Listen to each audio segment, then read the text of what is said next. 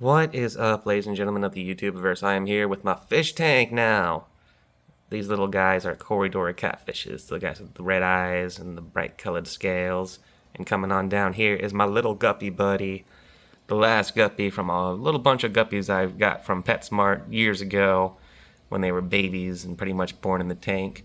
Now, if you're wondering why my tank looked like this and you're kind of new to the channel, it's simply because this is what you would call a black water tank, or I like to call it more dark water, or tea color water.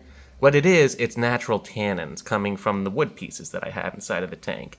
Everything in here is pretty much of natural design. The closest thing that's not as natural is the net up there holding some of the plants and stuff.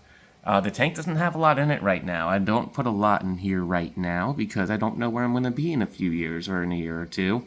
So I do want to keep it minimal, and then once I find where I'm going, and hopefully the place I go to lets me have this 30-gallon tank still, I'll restock it with stuff. But right now we have moss and stuff that grows along the bottom, kind of mixing with this mulm and stuff. Some fallen pieces of fern and stuff that I kind of got from work and things.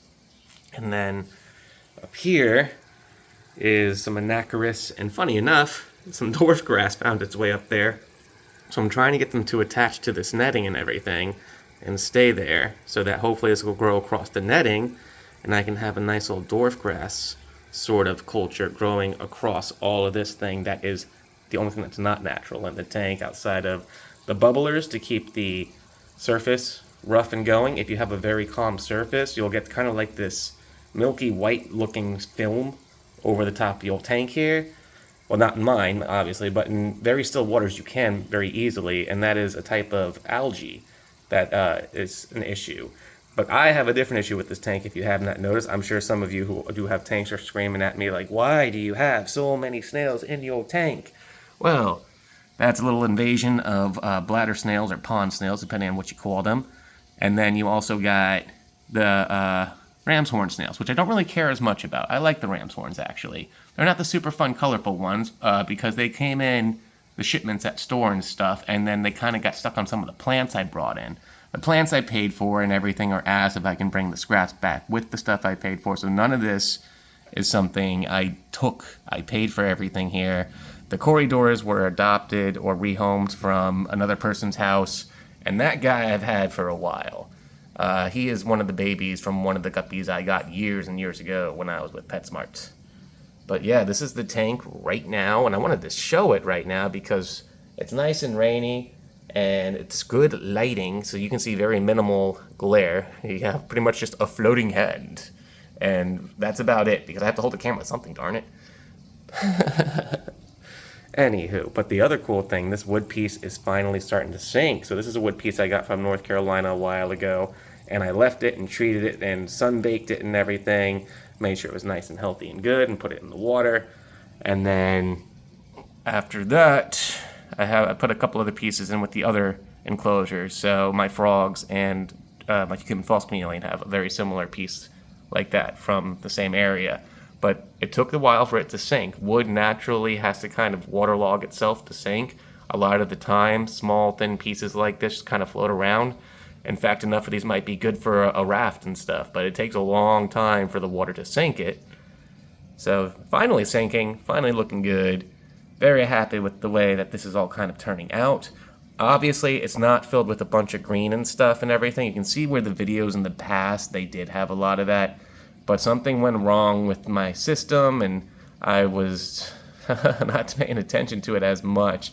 I'm pretty sure what happened is, now that I'm a little older and wiser, is unfortunately, because I always left the lid on. The lid's not up there now because the light broke. So I'm using other lighting sources to keep my tank lit up and bright during the day.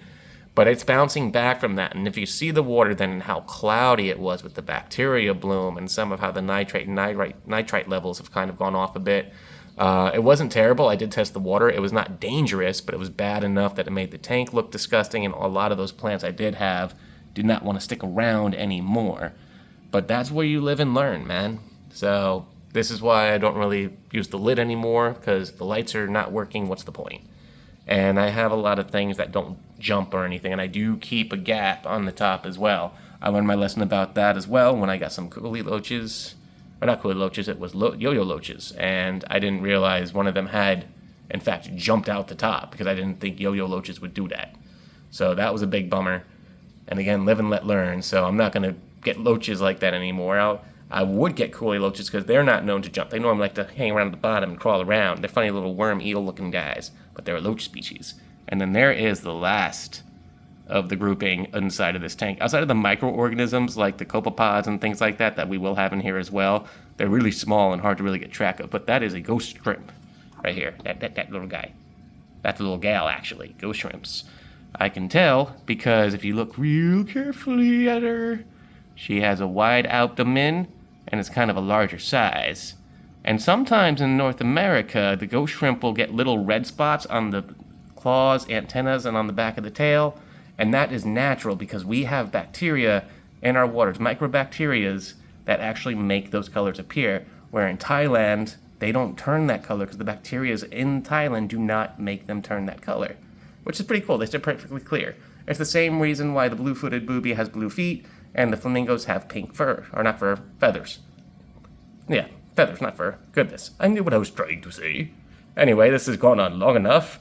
Another fun video about the tank. Hopefully you guys might have learned a few things. I know I rabble and ramble, but it's all out of fun stuff because I love this thing and I love learning and I love sharing that knowledge. So, as always, if you have something that you like to say or share, say it in the comments. I'm always happy to hear about it. Also, hope you're doing good. Y'all are absolutely awesome. I know I took a little bit of a break and took a bit of a slowdown on things, but I needed to do that for me. I'm bouncing back and running it through. So with that, y'all have a good one. I hope you're doing amazing out there. You are absolutely awesome. Remember that when going into the next day. Peace out.